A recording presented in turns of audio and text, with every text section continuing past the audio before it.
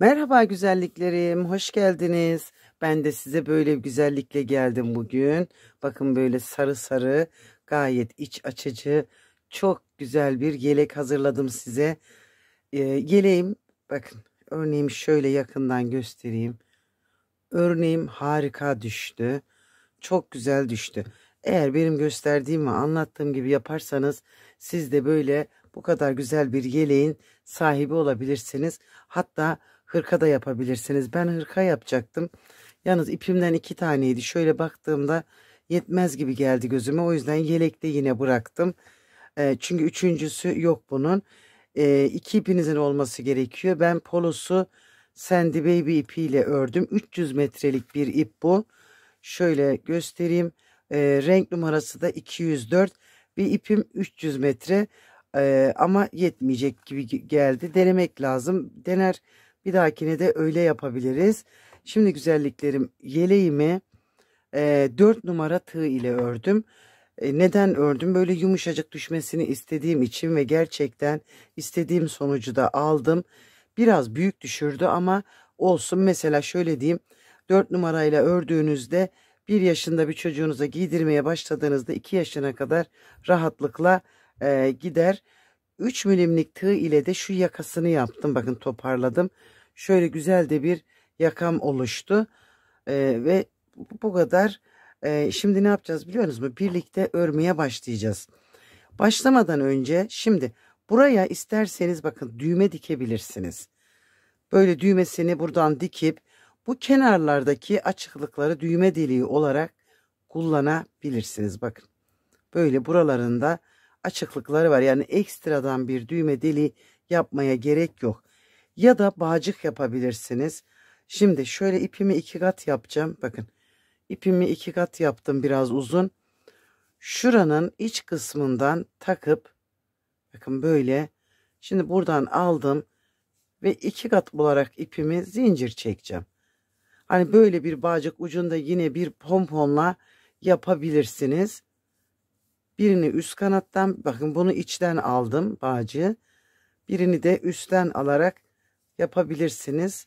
Şu hemen baştan bunu göstereyim ben size. Sonrasında yeleğimizi yapmaya başlayalım. Çok pratik ve kolay bir şekilde anlatıyorum. Hiç kafanız karışmadan yeleğinizi yapabilirsiniz. Hatta kendinize bile, büyükler için yelek, hırka çok güzel olan bir örnek bu. Bunun bir başka rengini de yakadan başlama olarak anlattım. İnşallah hepsini izleyip yapacaksınız. Bakın burada zincirimi çektim. Şöyle bunun ucuna da pompon yapıp bağlarım. Tekrardan bakın bunu alt kanattan aldım. Aynı yerden bakın bu sefer de üst kanadından tığımı takıp yine ipimi 2 kat yapacağım. Biraz uzun bırakıyorum. Bakın şöyle. Ve buradan da bunu yine taktım ve buradan da öbür bağcığını yaparak bırakacağım. Çift bağcıklı da yapabilirsiniz. Biraz aşağıya da bağcık koyabilirsiniz. Yani tamamen bu süsleme işi sizin kendi zevkinize de kalmış bir işlem. Bakın ikinci bağcığımı da böyle yaptım.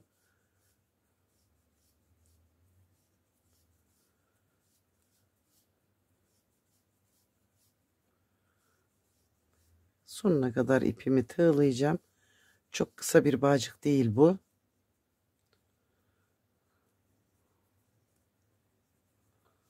Şuradan bir kere daha çekersem ipimi de zayi etmemiş olurum. Şöyle çektim. Evet bakın 2 tane de bağcık yaptım ve üst üste denk geliyor böyle. Bu şekilde de yapabilirsiniz. Uçlarına da birer tane pomponcuk, bizim işimiz bitti. Hadi o zaman örmeye başlayalım. Alın tığınız, ipinizi, gelin. Evet arkadaşlar bakın. 130 tane zincirimi çektim. Hatta isterseniz 1-2 tane de fazla çekebilirsiniz. Eksik ya da hani yanlışlıkla az yaptıysanız. Bakın şöyle 1-2 tane çektim. 130'un üstüne ekledim. Ne olur ne olmaz diye. Şimdi bakın örneklerimizi etek ucunu başlayacağız. 3 zincir bırakıp 4. zincirime batırdım ve bir trabzan yaptım. İpimi aldım. Aynı zincire yine batırdım. Bir trabzan daha yaptım. 2 tane bir zincirin içine. Tığma ipimi aldım. Yine buraya aynı yere bir fıstık yapacağız. 1 2 3 defa sararak bir fıstık yaptım. Tuttum, topladım ve bağladım bakın. Şuradaki zincire dikkat edin, içeriye doğru gitmesin, sayınız şaşmasın. 1 2 3 dördüncüye 1 2 3 dördüncüye sık iğne olarak ekledim. Bakın. 1 2 3 zincir. Hemen bakın. Sık iğneyi batırdığım zincire yine 2 tane trabzan. 1 2 ipimi aldım. Yine aynı buraya bakın aynı zincirin içine bir fıstık trabzan boyu kadar çektim. 1 2 3 şöyle. Tuttum burayı. Hepsini birlikte çektim ve bir zincir attım. Alttan dördüncü zinciri sayalım. 1 2 3 4. Şöyle. 1 2 3 zincir. Aynı yere şimdi sık iğneyi batırdığım yere 2 tane trabzan. Ve aynı yere bir fıstık. 1 2 3. Tuttum elimle, topladım ve bağladım. Alttan saydım. 1 2 3 dördüncü zincirime bir sık iğne yaptım. Bakın burası bizim alta getireceğiz burayı. Etek ucumuz olacak ve çok güzel olacak. Bakın şöyle. 1 2 3 zincir. Hemen sık iğnenin dibine batırdım. 2 tane trabzan, bir fıstık. Toplamda güzelliklerim 32 tane örneğimiz olacak böyle. Zincirin üzerine 32 tane örnek kuracağız bu şekilde. Şöyle. 32 tane örnek yaptım. Ve bakın burası bizim etek ucumuz olacak. Ekstradan bir etek ucu tığlamayacağız. Şöyle. Şimdi sona geldiğimizde buradan dönmeyeceğiz bakın. Olduğumuz yerden bu zincire yine şuraları şöyle aşağıya getirin. Buraya bir zincir çekip bakın şu başlangıç noktasına ikinci zincire şöyle bir sık iğne ile bağladım. Şurası. 1 2 3 zincir çektim ve bu sık iğneyi batırdığım yere yine 2 trabzan, 1 2 trabzan, bir fıstık yapacağım.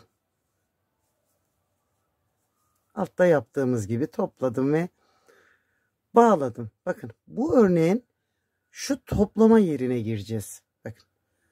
Şurada gördüğünüz bu zincirlere değil de şu topladığımız yerler. Şuraya bir sık iğne yaptım. 1 2 3 zincir. Buraya boşluğun içine 2 trabzan, 1 2 trabzan, bir fıstık. Topladım ve bağladım. Bakın öteki örneğin toplama yerine şuraya, buraya bir sık iğne ile bağladım. 1 2 3 zincir. Yine örneğimizi yapmayı biliyoruz. 2 bir fıstık. Topladım ve bağladım. Bakın şu sık iğneye, zincir olan yerlere değil, şu boşluğun içine bir sık iğne. Şöyle bir görüntüyle devam edeceğiz. 1 2 3.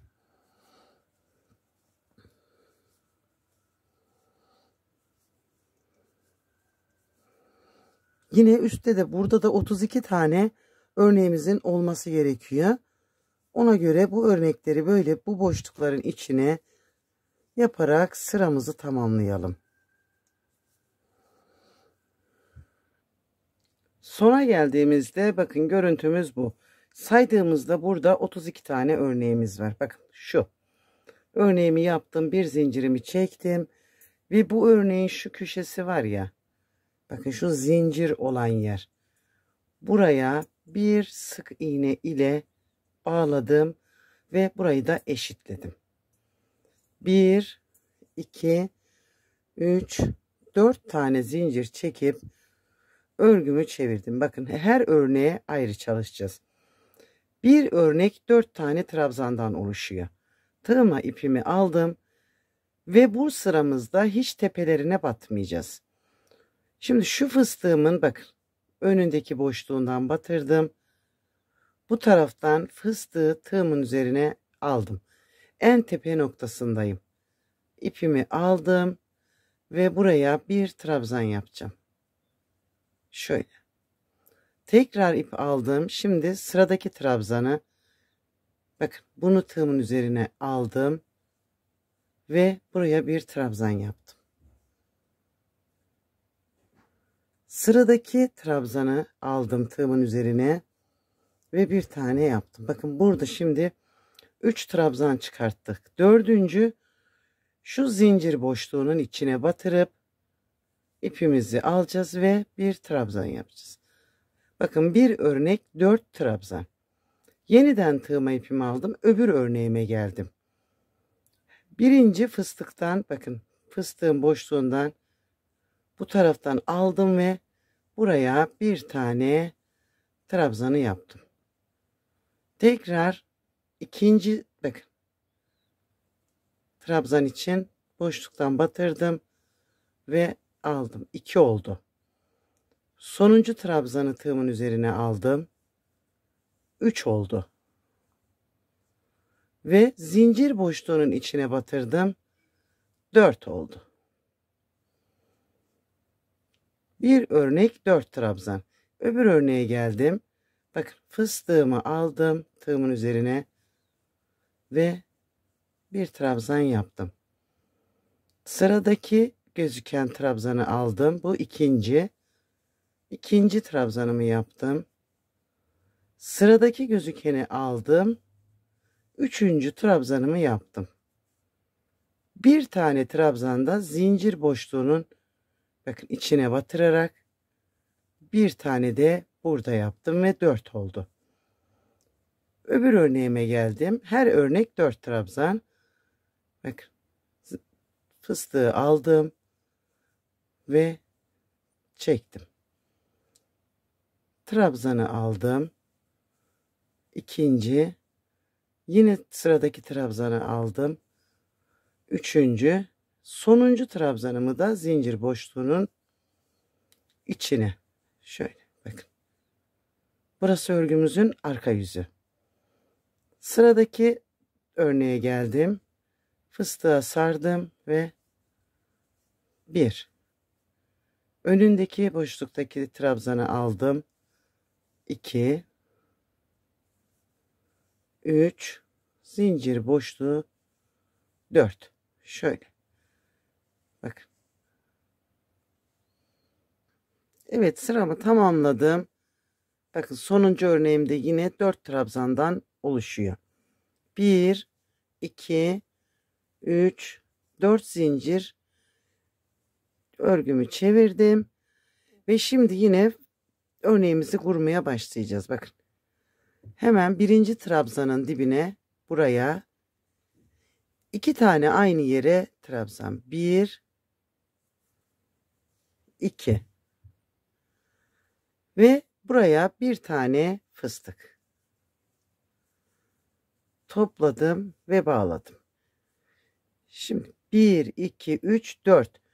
Bakın dördüncü dediğim şöyle baktığınızda şuradaki sivri uç. Bakın burada dışa zincire battığımız trabzan bu. 1, 2, 3, 4. İkinci örneğe bir sık iğne ile bağladım bakın. 1, 2, 3 zincir. Sık iğnenin olduğu yere 1, 2 trabzan ve bir tane fıstık. Şöyle. 1, 2, 3, dördüncü bakın. Şöyle. Gördünüz mü şurayı? Şurada. Ve bir sık iğne. 1, 2, 3. Sık iğnenin dibine 2 trabzan. Bir fıstık. Burası örgümüzün ön yüzü. 1, 2, 3, dördüncüye bir sık iğne. Şuralar bakın. 1, 2, 3.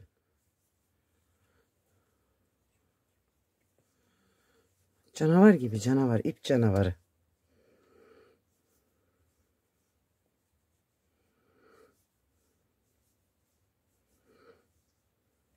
Şöyle bakın.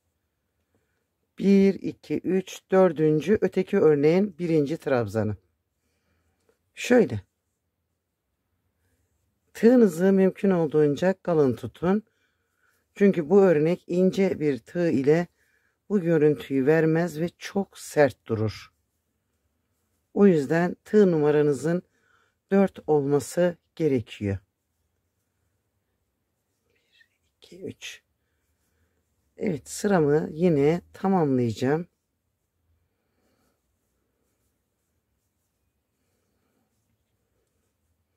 Bir, iki, üç, dördüncü. Hadi bakalım yapalım burayı da. Evet, bakın sıra sonundayım. Bitirdim aynı şekilde. 1, 2, 3, 4 zincir çekerek yine geldim arka yüze ve yine 4'er tane trabzan yapacağım. Bakın. Fıstığı sardım. Sıradaki trabzanı aldım. Sıradaki trabzanı aldım ve zincir boşluğuna bir tane. Sıradakine geldim. Her örnek 4 trabzan. 1, dur kızım. 2, 3 ve 4. Şöyle. Şimdi sıradaki örneğe geçeceğim ve her örneğe 4 trabzan yaparak yine sıramı tamamlayacağım.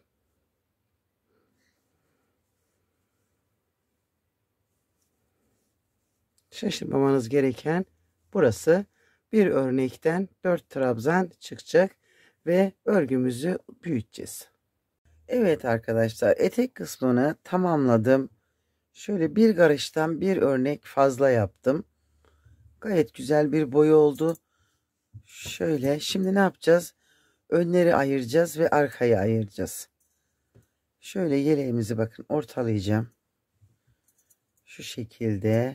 Siz de aynısını yapacaksınız. Şuradaki sayıların eşit olduğundan emin olun. 1, 2, 3, 4, 5, 6, 7, 8. Şimdi 8 olmayacak. Bak. 1, 2, 3, 4, 5, 6, 7, 8. Biz bunları 8'i bırakacağız. Bak. Şöyle 7 örnekle önleri ayıracağız. Buradan başlayalım örneğimizi saymaya. 1, 2, 3, 5, 6, 7. Bakın 7 ile 8. örneğin arasına ipten bir işaret atacağım.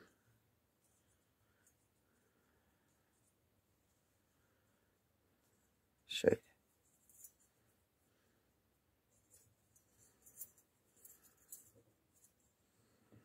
Bu tarafki öne gelip buradan da 7 sayacağım. 1, 2, 3, 4, 5, 6, 7.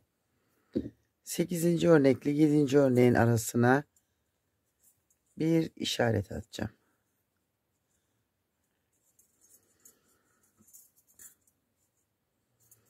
Evet, şimdi geriye kalan kısmı da arka için ayarlayacağız. Bakın şöyle. Çünkü buraya bir de ön gireceğiz ya.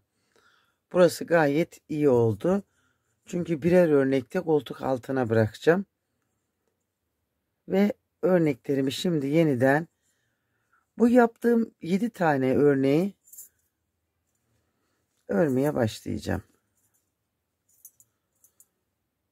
Aynı şekilde yine örneğimi yaparak sıramın sonuna 7 örneği tamamlayacağım. Arkaya geçmeyeceğiz. Böyle.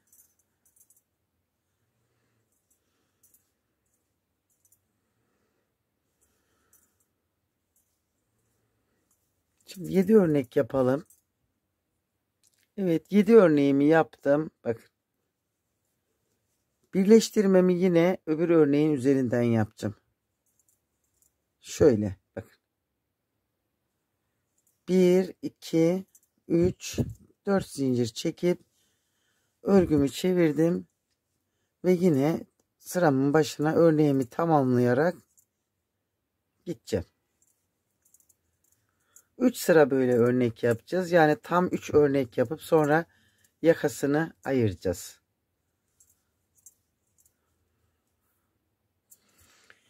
Evet, 3 sıra örneğimi yaptım. Bakın 3 örnek. 1, 2, 3. Burada şimdi yakayı bırakacağız. Hemen şöyle ipimi kopartmayacağım. Kopartıp düğüm yapmayacağım. O yüzden bakın şuradan kaydırmalar yaparak gideceğiz. Şöyle ipimi aldım, içinden geçirdim. Sıradakine batırdım. İpimi içinden geçirdim. Sıradakine gevşek yapın, sıkı yapmayın. Şöyle 4 örneğin üzerini yapacağız.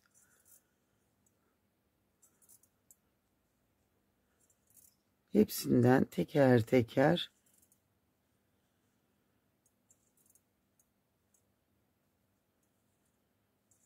bak.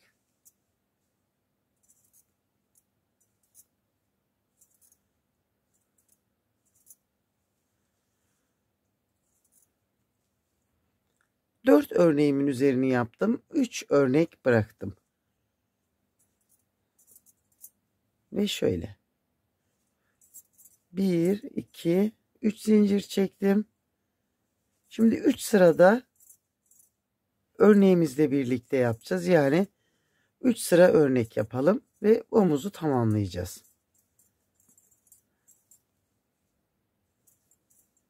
Bu 4 tane burada kaldı.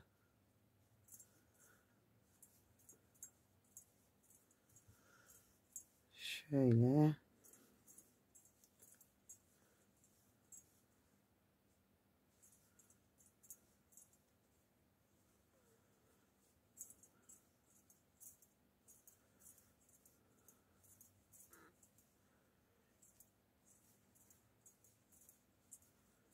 Hemen göstereceğim. Bak. Şimdi 3 sıra örüp yakaya ayırdım. 3 sıra örnek örüp 3 örnek örüp omuzu bitireceğim. Evet bakın. Bitti. 3 sıra yakaya kadar, 3 sıra omuzun bitişine kadar toplamda 7 örnekle başlamıştık. Birinci önümüz bitti.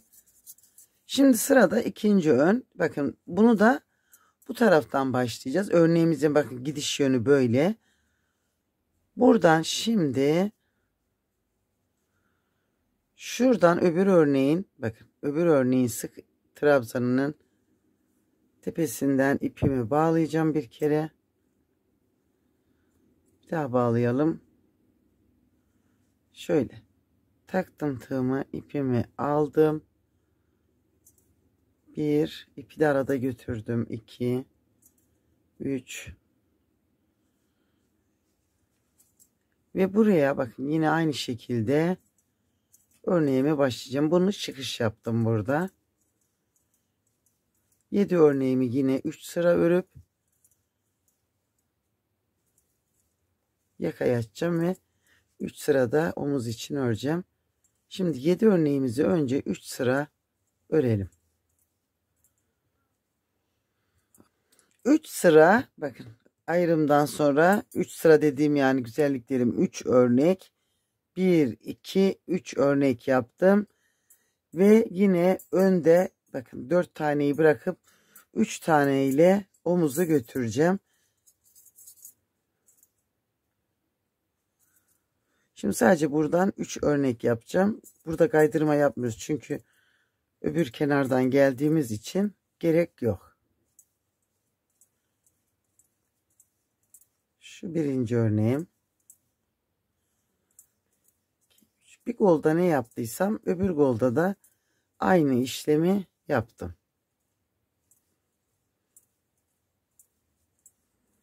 2 örnek oldu.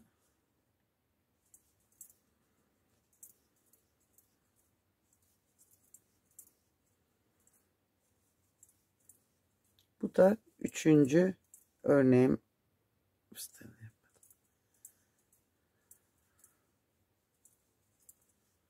Şöyle. Evet, bu 4 örneği burada bırakacağım. Yine 3 ile devam. 4 zincirimi çektim. 3 örnek olana kadar, yani 3 örnek bıraktık. 3 örnek sırası olana kadar yine aynısını öreceğiz ve arkaya geçeceğiz. Evet, bakın bu şekilde oldu. Şimdi arkayı yapacağız. Arkayı yapmak için bak 2 örnek bırakacağız burada arada. Şöyle bakın tutalım. Bir ikinci örneğin bakın, 4. trabzanına tığımı batırdım. Örgümüzün gidiş yönüne göre batırdım. Yine ipimi aldım.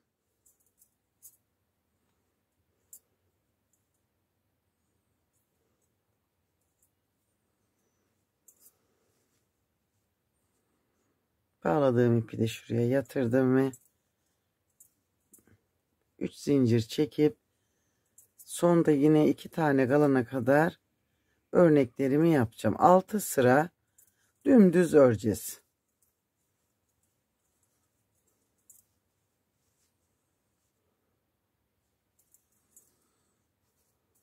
Böyle.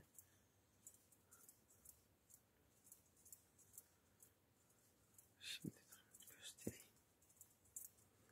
Bakın şurada son 2 tane, 1-2 tane kalana kadar bu bütün örneklerimizi yaparak ilerleyeceğiz. Ve 6 sıra örneğimiz olacak. Yani önlerde ne yaptık? 3 örnek ayırdık. 3 örnek omuz. 3-6 örnek sırası örüp gelelim.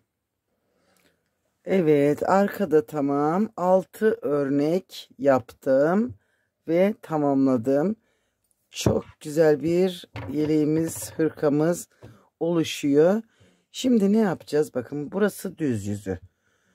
Ters yüzünü alta getireceğiz. Bakın şöyle düz yüzünü üst tarafa getireceğiz. Ve burada başlayacağız birleştirmeye. Bakın. Şöyle arkadan ipi kopartmadım. Şurada bakın ipim duruyor. Şöyle. Şimdi buradan birleştirerek 2 omuzu da birleştireceğiz. Tığıma ipimi aldım.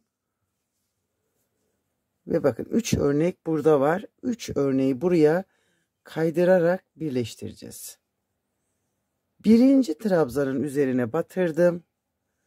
Öbür taraftan da birinci trabzanın üzerine batırdım. Bakın şöyle. İpimi aldım ve içinden geçirdim. Sıradaki trabzanın tepesine, arkadan sıradaki trabzanın tepesine ve ikisini birlikte geçirdim. Bakın şöyle olacak. Ve bunu buradan geçirdim.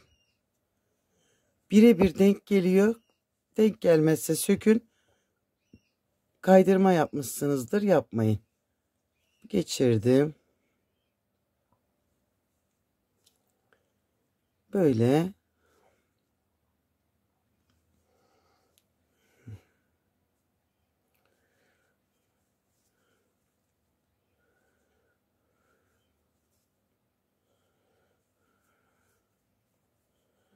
Bak tam denk geliyor. Şöyle. Şurada ben bir hata yapmışım. Orayı göstermiyorum size. Örneğin ters yüzündeyiz. Bakın görüntüm bu. Şimdi buradan da kaydırma yaparak son 3 örnek kalana kadar ilerleyeceğim. Trabzanların tepesine birebir batıp içinden geçireceğim. Gergin yapmayın yine. Gevşek yapın ki yakayı germesin. Böyle bak. Bu şekilde. Son 3 örnek kalana kadar devam edeceğiz. Son 3 örneğim kaldı. Ve yine bakın aldım burayı.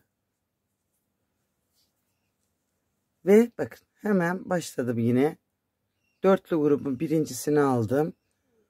Buradan birincisini aldım. Ve ipimi içinden geçirdim. Tek tek yine birebir aynı hizadan burayı da sıranın sonuna kadar gideceğim.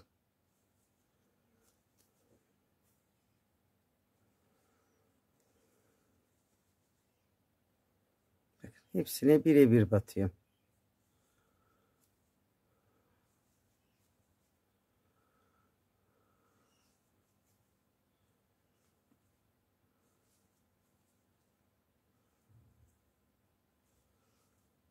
Teker teker son zincirlerim kaldı. Bakın zincirimi,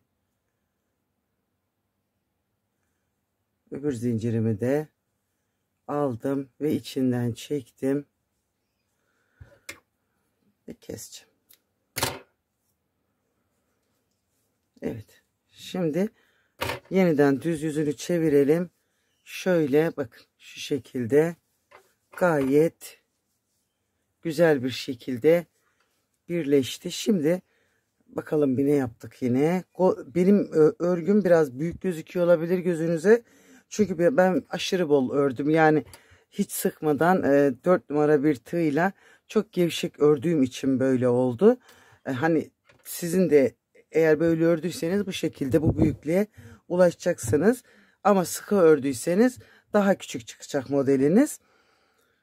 Ve şimdi ne yapacağım? Önce yakadan başlayacağım. Bakın. Önce yakayı toparlayacağız.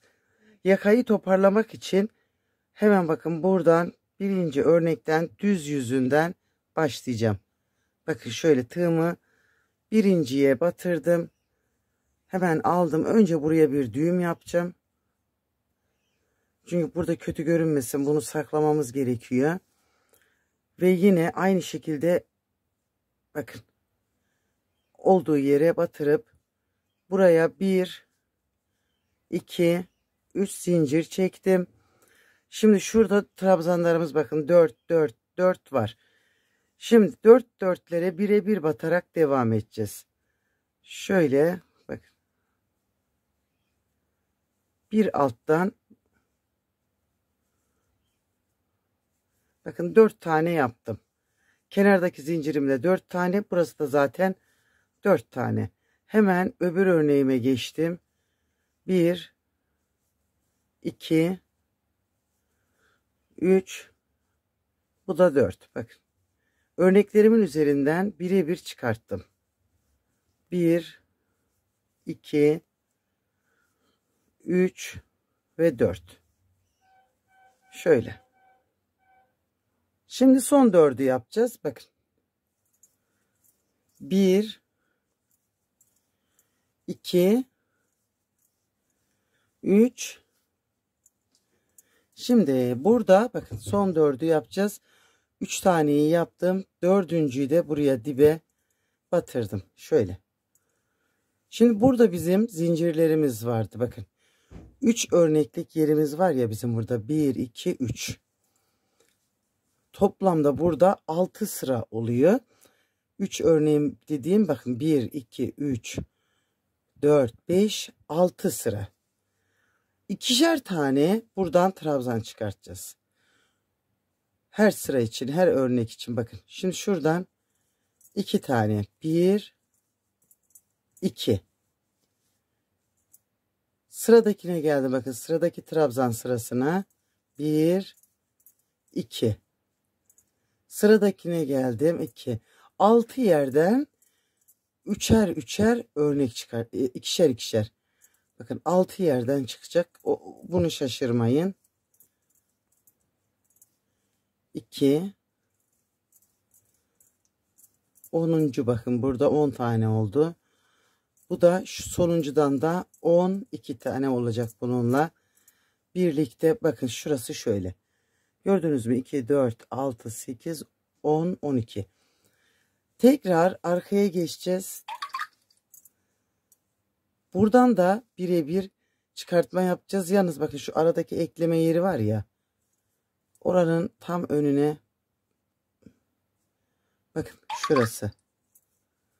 Şimdi burada bir tane yarım yaptım. Sıradakine batırdım boşluğa. Bir yarım yaptım.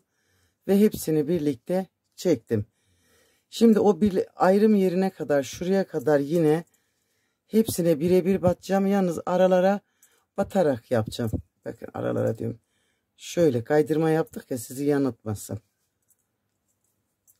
Birebir batarak ilerleyeceğiz. Bu sıradan sonra tığımı değiştirip 3 numara tığ yapacağım. Şurayı hemen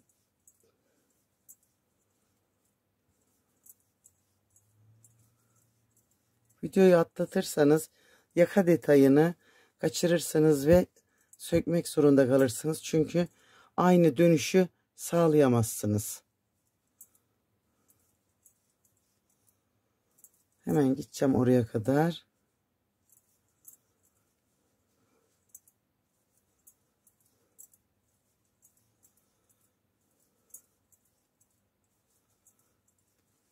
Şöyle.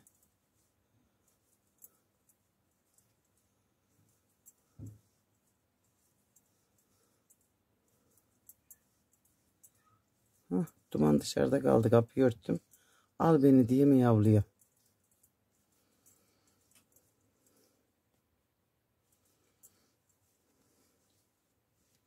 Şöyle bakayım. Son 2 taneyi alacağım. Bakın son 2 tanem 1, 2. Birinciye batırdım. Yarım çektim. İkinciye batırdım. Yarım çektim. Ve hepsini birlikte toparladım. Şimdi burada bakın ikinci yakadayız, omuzda. Yani boyunda bakın. Şimdi buradan yine ne yapacağız?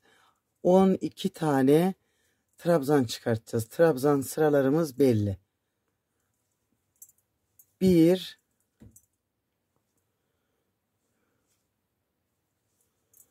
2, 3,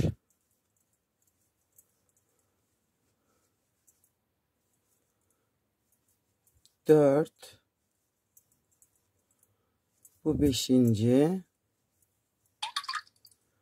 Şu da 6. Şuradan alacağız şöyle. Şöyle bakın yine 12 tane 2, 4, 6, 12 tane çıkarttım. Şimdi örneklerimiz, öndeki 4 örneğimize birebir batacağız. 16 tane de buradan trabzan çıkartmış olacağız. Bakın birebir bütün örneklerime batırdım. Yani öbür tarafta yaptığımın aynısını burada da yaptım. Evet bakın sonunda da birebir çıkarttım. Şöyle. Evet. 2 zincir çekip 1, 2 zincir çekip örgümü çevirdim. Bakın şimdi birinci trabzan şu değil, boşluğundan batarak şuranın. Bakın ikinci trabzanı, ikinci trabzanı tığımın üzerine aldım ve buraya bir trabzan yaptım. Tekrar sıradaki trabzanı arkadan tığımı alıp boşluğundan batırıp bakın aldım ve bir trabzan yaptım. Sıradaki trabzanı önden alıp bir tane, sıradaki trabzanı arkadan, yani bir tane önden bir tane arkadan alarak devam edeceğiz. Şöyle. Şimdi buradaki şu dörtlü grubu yapana kadar bakın şurayı 1, 2, 3, 4 örneğin üzerine son 2 kalana kadar böyle geleceğiz.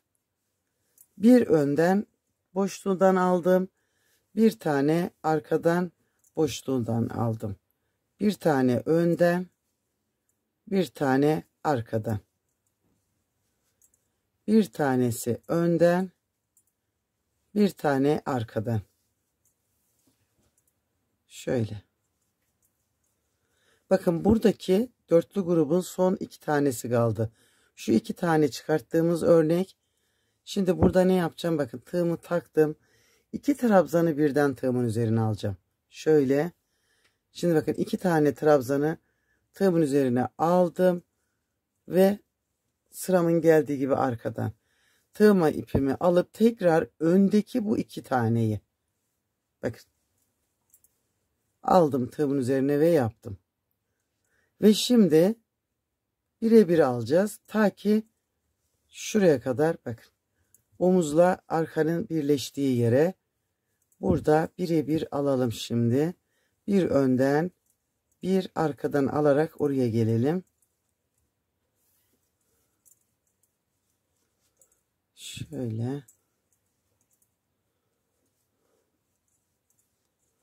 Bakacağım şimdi son 2 kalana kadar geldim. Bakın burada son 2 kaldı. Arkadan tığıma baktım. Son 2'yi birlikte alıp bir tane yaptım. Arkadaki hemen bakın sıradaki ikiliyi birlikte aldım. Ve şimdi yine burada bir arkadan bir önden öbür boyunla omuz ayrımına kadar devam edeceğim. Biraz karışık gibi duruyor olabilir ama yaka çok güzel oluyor. Yaptım, denedim. O yüzden anlatıyorum böyle. Şimdi birebir batarak oraya gideceğim. Güvenin bana. Evet, yine bakın son ikiler kaldı. Burası arka, burası bakın omuz. Şimdi yine baktım arkadan alarak bu 2 taneyi birlikte aldım. 1'e düşürdüm. Öndeki bakın geleni 1'e düşürdüm. Ve yine aşağıya ineceğim. Buraya bakın yakayla yakanın şu dönüş yerine yine son ikiler kalana kadar bakın buradan şimdi şu 2 tane kalana kadar birebir öreceğim. Hemen yapıyorum orayı da.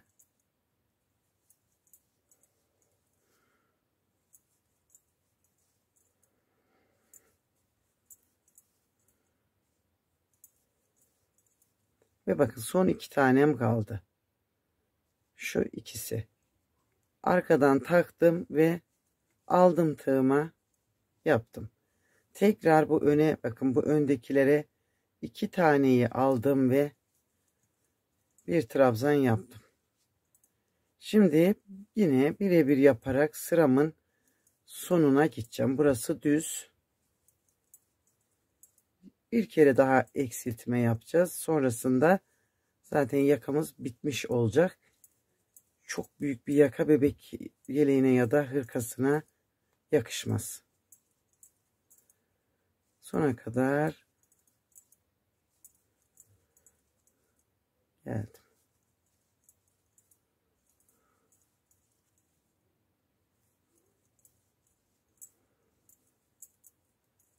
Sonuncuyu da böyle aldım. 1-2 zincir çektim ve örgümü çevirdim. Burada gözüktüğü gibi öreceğiz. Bakın bu önden alınmış gözüküyor. Önden öreceğiz. Bir trabzan. Bakın bu arkadan alınmış. Arkadan alarak öreceğiz.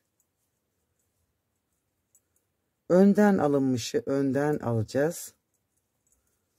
Arkadan alınmışı arkadan. Önden alınmışı önden. Ve bak böyle. Şimdi şurada ikili topladıklarımızın üzeri var ya. Bakın 2-2 aldıklarımız burada belli. Şu ve şu. Şimdi onlara kadar geleceğim. Hepsini yine aynı işlemi yapıp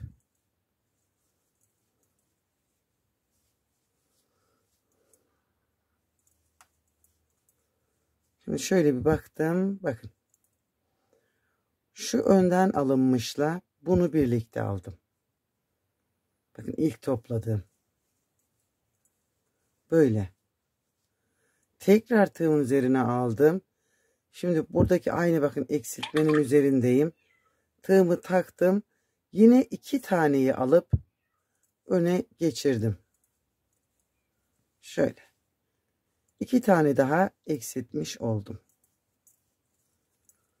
Bu yuvarlak bir yaka haline dönüştürecek burayı. Şimdi bakın öbür eksiltmelere geleceğim. Şurada bakın burada da 2 tane yapmıştık ya. İlk eksiltmenin bir önündekine kadar yine geldim. Şöyle. Bakın şimdi. Bu eksilttiğim, bu da bir önündeki. Bu bir önündekine göre alacağız. Bakın böyle. Bunu üstten almışım. Bunu da üstten aldım. Yani şu gidişatı da bozmamış olduk. Tekrar sıradaki 2 taneyi de bakın arkadan alarak dengeledim. Şöyle. Ve şimdi öbür tarafa yine eksiltmeye gideceğiz. Buralara birebir batıp şuraya bakın. Tam boyun olan yere devam edelim. Evet, geldim buraya. Ve yine bakın ikili eksiltmem burada. Ve bunun bir önündekinden. Şimdi bu önden alındığı için ötekini de aldım ve bunu da önden yaptım. Tekrar bakın sıradaki. Şimdi bunu önden aldığım için bunu arkadan alacağım. Ve bir trabzan yaptım. Şimdi şu aşağıdaki eksiltmenin olduğu yere geleceğiz. Bir kalana kadar. Hemen bakalım. Nerede bizim eksiltmemiz? Bakın burada. Şimdi şöyle.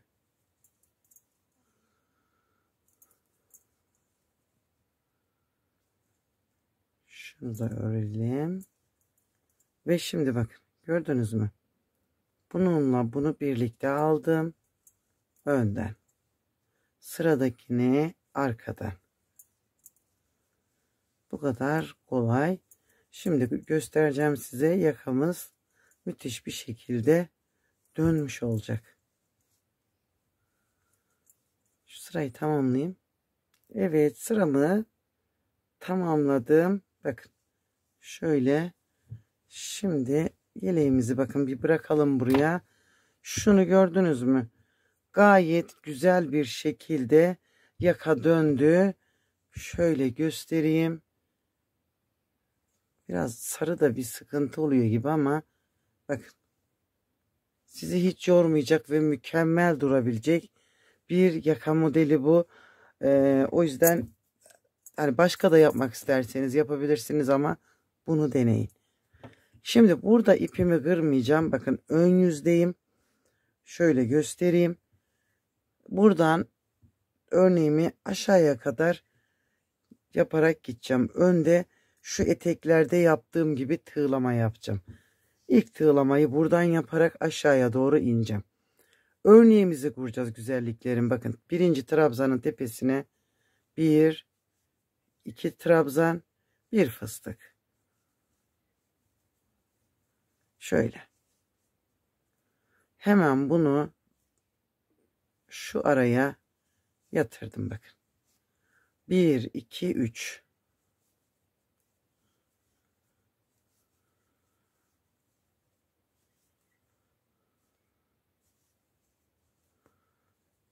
Bu aralara düğme dikilebilir. Bakın. Burada düğme deliği açmanıza bile gerek yok. Yapmayın. Yani şöyle hem kenar süslemeniz çok kolay olacaktır. O yüzden düğme deliğine falan hiç gerek yok. Örneğin böyle göz kararı ayarlaya aşağıya kadar ineceğim. Şöyle şuraya bakın. 2, 3.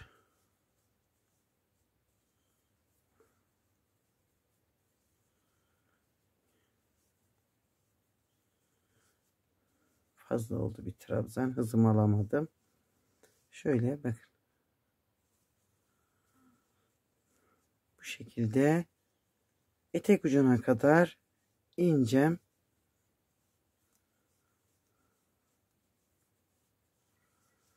Hemen sıradaki zincire böyle Şurada zincirlerim var ya, bakın onlara denk getirdim. Biraz geniş açılsın diye, yoksa şu araya da denk getirebilirdim ama onu istemedim. Şöyle göstereceğim size. Evet. Bakın. Evet, sıramın sonuna geldim. Bakın, başladığımızda böyle bir çıkıntımız vardı. Devam eden. Burada son örneğimi buraya kaydırma ile birleştirdim. Ve ipimi kestim. Şöyle. Buradaki bu çıkıntı şekli düzeldi. Bakın. Gördünüz mü? Şu. Bu da bunu tamamlamış oldu. Burada iplerimizi güzelce saklayacağız. Şöyle dursun. Şimdi öteki önü de tığlamak için hemen yeniden ip bağlamamız gerekiyor. Şuradan etek ucundan bunu da başlayacağız. Ve yukarıya kadar şöyle göstereyim. Son örneğimin ucundan yine ipimi bağlayacağım. Burada da sıralamamız aynı. Bakın, bu zincirlerin içlerine batarak yapacağız. Bakın, şuradaki zincirlerimiz var ya.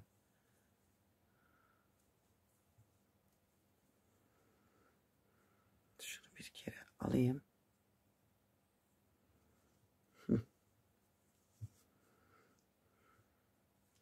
Ve buraya yine örneğimle başlayacağım.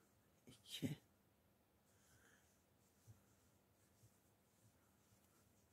Şu zincir boşluklarına bakın. Aynı yere böyle. 1, 2, 3. Bunda da sıramı böyle tamamlayacağım. Böyle.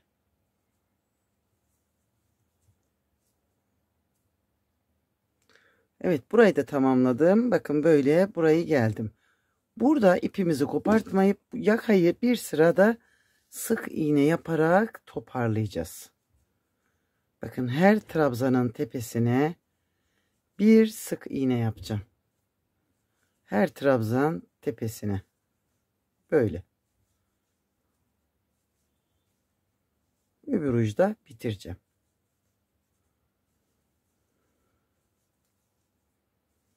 Hepsine birebir batarak sona gidelim. En sona geldim. Bakın, şurada örneğimiz düz şekilde duruyor ya. Buna da sık iğne yapacağım. Şöyle. Burada ipimi kesip bakın şöyle çıkarttım, düğüm atmadan iç tarafa getirip hemen içten bir düğüm atarak sağlamlayacağım. Önde burası düz gözükecek.